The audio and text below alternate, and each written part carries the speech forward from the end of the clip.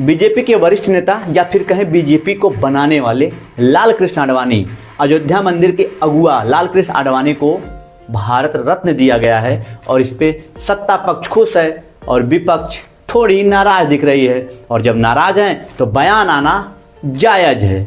और बयान आया और बयान कुछ प्रमुख हस्तियों का आया, लेकिन उस हस्तियों में एक नाम आप याद कर लीजिए, मौलाना तौकीर रजा। ये साहब इत्तेहाद मिल्लत काउंसिल के प्रमुख हैं और इन्होंने कहा है कि आडवाणी को भारत रत्न देना सही नहीं है। और उन्होंने कहा आडवाणी ने देश को बांटने की कोशिश की थी। बजरंग दल और विश्व हिंदू परिषद चाहता है कि देश में अस्थिरता रहे। आगे उन्होंने कहा कि जो हमारे नौजवान हैं वो देश प्रेम की वजह से चुप हैं।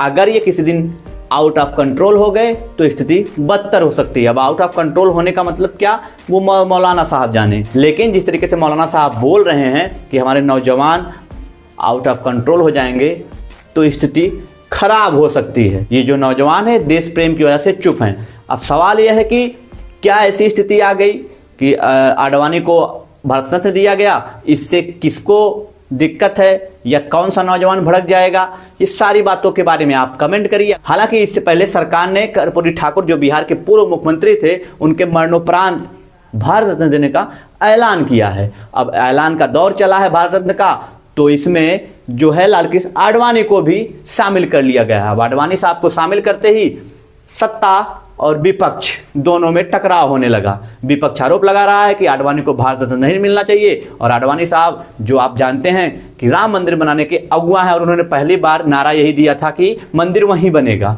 और एक दौर था जब आडवाणी के पक्ष में मोदी जी बोलते थे और कहते थे कि आडवाणी तुम आगे बढ़ो, हम तुम्हारे साथ हैं। ये सारी बातें आपको फुटेज यूट्यूब पे अवेलेबल मिल जाएंगे। लेकिन अब बात हो चली है भारत रत्न की। आडवाणी को भारत रत्न मिलने पर लोग नाराज हैं और नाराजगी में कुछ इस कदर बोल देंगे कि हमारे नौजवान अगर आउट ऑफ कंट्रोल हो गए तो स्थिति सही नहीं होगी।